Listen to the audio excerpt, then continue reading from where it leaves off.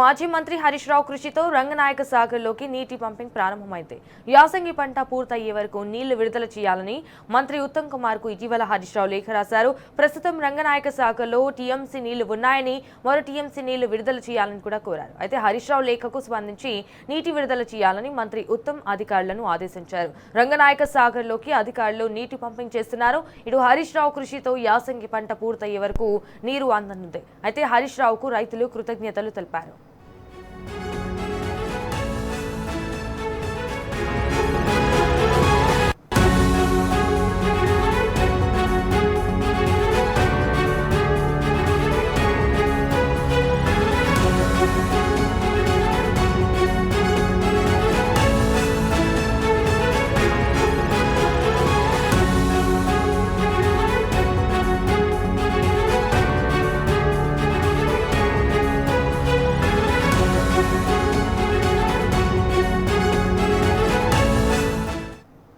ఇదే విషయానికి సంబంధించి మరిన్ని డీటెయిల్స్ మా ప్రతినిధి రంగాచారి ఫోన్ ఇన్ ద్వారా అందిస్తారు. Right Rangachari, what's updates? Sanjana, మాజీ మంత్రి హరీష్ రావు లేఖ ఎఫెక్ట్ తో ప్రభుత్వం కదిలినట్టు పరిస్థితి. ఇరిగేషన్ శాఖకు సంబంధించిన అధికారులు స్పందించి కాళేశ్వరం ప్రాజెక్టుకు అనుసంధానంగా నిర్మించినటువంటి అటు సిరిసిల్ల సిద్దిపేట జిల్లా సరిహద్దులో ఉన్నటువంటి అన్నపూర్ణ సాగర్ నుంచి రంగనాయక సాగర్ లోకి 1 టీఎంసీ నీటిని ప్రతిరోజు 1 టీఎంసీ నీటిని పంపింగ్ చేయడానికి కోసం అవసరమైనటువంటి ఏర్పాట్లు చేశారు. అందులో భాగంగా కొద్దిసేపటి క్రితం ఈ రోజు ఉదయం సుమారు 9-9:30 గంటల ప్రాంతంలో ఈ పంపింగ్ ప్రారంభమైంది. రంగనాయక సాగర్ లోకి కాళేశ్వరం జలాలు వచ్చి చేరుతున్నటువంటి ఒక అద్భుతమైన దృశ్యం ఇప్పుడు మనకు కనిపిస్తున్నటువంటి పరిస్థితి ఉంది.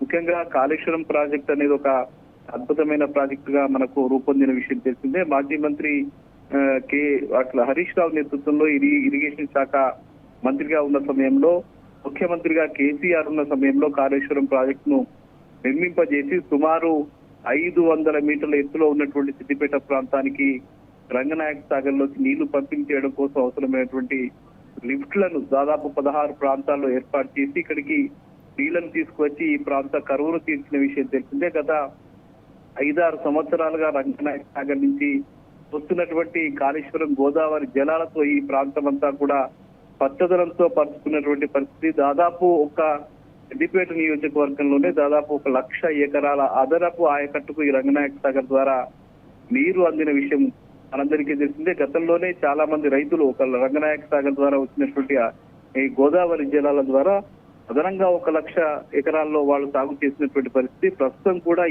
ఇప్పుడు ఈ యాసంగి పంటలకు సంబంధించి కూడా దాదాపు 85 నుంచి 90 వేల ఎకరాల్లో రైతులు పంటలు పండిస్తూ ఉన్నారు. ఈ నేపథ్యంలో గత కొంతకాలంగా ప్రభుత్వం ఈ రంగనాయక సాగర్ లోకి నీటిని పంపింగ్ చేసే విషయంలో తాత్సారం చేస్తున్న నేపథ్యంలో గత వారం రోజుల క్రితం మాజీ మంత్రి హరీష్ రావు ప్రత్యేకంగా ఇరిగేషన్ శాఖ మంత్రి ఉత్తమ్ కుమార్ రెడ్డికి, అట్లాగే రాష్ట్ర ప్రభుత్వానికి కూడా ఆయన లేఖ రాయడం జరిగింది. ఒకవైపు ఇటు పంటలు ఎండిపోయేటువంటి పరిస్థితి ఉంది. రంగనాయక సాగర్ లో కేవలం నీటి సామర్థ్యం అంతా తగ్గిపోయి కేవలం 1 టీఎంసీకే పరిమితం అయిపోయింది. పెరుగుతున్న ఎండల నేపథ్యంలో ఇంకా నీటి సామర్థ్యం తగ్గేటువంటి పరిస్థితి ఉన్న నేపథ్యంలో రైతులకు తాగునీరుకు అందించేందుకు అవసరమైనటువంటి ఇబ్బందులు ఎదురవుతాయి. పంట పొలాలు ఎండిపోయేటువంటి పరిస్థితి ఏర్పడుతుంది. కాబట్టి తక్షణమే కాళేశ్వరం ప్రాజెక్టు అనుసంధానంగా నిర్మించినటువంటి ప్రాజెక్టుల ద్వారా నీటి పంపింగ్ ని చేయాలని చెప్పి ఆయన లేఖ రాయడం జరిగింది. ఈ నేపథ్యంలో గత వారం రోజుల నుంచి ఏర్పాట్లకు సంబంధించి చేసినటువంటి అధికారులు ఈ రోజు ఎట్టకేలకు తప్పనిసరి పరిస్థితుల్లో హరీష్ రావు ఇచ్చినటువంటి లేఖ ఫలితంగా వాళ్ళంతా కూడా ఇరిగేషన్ శాఖ అధికారులు ఈ రోజు పంపింగ్ ప్రారంభించినటువంటి పరిస్థితి కనిపించింది. దీంతో సిద్దిపేట ప్రాంతానికి సంబంధించిన రైతులంతా కూడా హర్షం వ్యక్తం చేస్తున్నారు. హరీష్ రావుకు వాళ్ళంతా కూడా ధన్యవాదాలు తెలుపుతున్నటువంటి పరిస్థితి కూడా ఇక్కడ కనిపిస్తూ ఉన్నది. ఎందుకంటే ఇది రంగనాయక సాగరు, ఇటు సిద్దిపేట జిల్లాలో నిర్మించినటువంటి మల్లన్న సాగరు, అటు గజ్వేల్ నియోజకవర్గంలో నిర్మించినటువంటి కొండపోచమ్మ సాగర్, ఈ ప్రాజెక్టుల ద్వారా మొత్తంగా దాదాపు ఈ ఉత్తర దక్షిణ తెలంగాణను వాళ్ళు కలుపుకునేటువంటి సుమారు 18 లక్షల ఎకరాల అదనపు ఆయకట్టుకు సాగునీరు అందించాలనే ఒక లక్ష్యంతో కాళేశ్వరం ప్రాజెక్టు నిర్మాణం పూర్తయిన విషయం తెలిసిందే. పెద్ద ఎత్తున ఈ ప్రాంతంలో పంటలు పండి రైతులంతా కూడా సస్యశ్యామలంగా వాళ్ళ జీవితాల్లో ఒక గొప్ప మార్పు తెచ్చుకున్నటువంటి పరిస్థితి ఈ ప్రాజెక్టుల ద్వారానే సాధ్యమైందనేది ఎవరు అంగీకరించినా అంగీకరించకపోయినా అది నగ్న సత్యంగా మనకు కనిపిస్తున్నటువంటి విషయం. ఈ ప్రాజెక్టు వచ్చిన తర్వాతనే ఈ ప్రాంత పరిస్థితులన్నీ కూడా పూర్తిగా మారిపోయాయి. రైతుల జీవితాల్లో ఒక కొత్త వెలుగు అనేది ఈ ప్రాంతానికి వచ్చిందంటే అవి కేవలం కాళేశ్వరం ప్రాజెక్టుకు అనుసంధానంగా నిర్మించినటువంటి ఈ ప్రాజెక్టుల పనుల వల్లనే అది సాధ్యమైందని చెప్పవచ్చు. ఎందుకంటే అంతకు ముందు మనం కనుక సిద్దిపేట జిల్లాని ఈ దుబ్బాక ప్రాంతాన్ని కనుక ఒక్కసారి ఊహించుకుంటే ఇదంతా కూడా ఒక కరువు పీడిత ప్రాంతంగా ఉంది. ప్రతిరోజు ఏదో ఒక చోట రైతులు పురుగుల మందు తాగి ఆత్మహత్యలు చేసుకునేటువంటి ఒక దుస్థితి ఈ ప్రాంతంలో నెలకొని ఉన్నటువంటి పరిస్థితి ఉంది.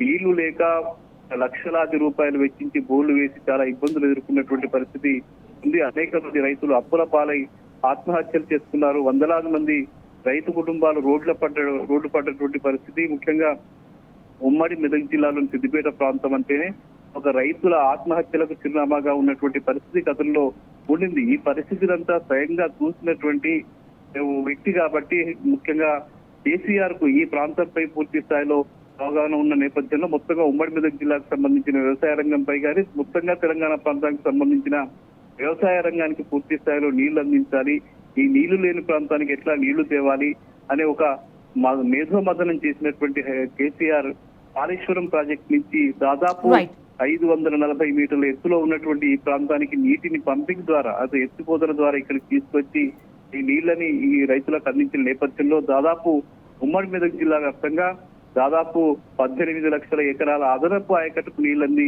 ఈ ప్రాంతం అంతా సస్యశ్యామలమైపోయింది. గత 4-5 సంవత్సరాలుగా ఇది అనుభవించినటువంటి పరిస్థితి కానీ కొంత ఈ కాంగ్రెస్ పార్టీ ప్రభుత్వం వచ్చిన తర్వాత కాళేశ్వరం ప్రాజెక్ట్ ని ఆన్ చేసే క్రమంలో పంపులు ఆన్ చేయక ఇబ్బందులు ఎదుర్కొన్నటువంటి సందర్భంలో హరీష్ రావు మళ్ళీ లేఖ రాసి ఈ రైతులకు చేయడం జరిగింది. దీంతో హరీష్ రావు కృషిని వాళ్ళంతా అభినందిస్తున్నటువంటి పరిస్థితి కనిపిస్తుంది. Sanjana. All right Rangachari, thank you for the updates.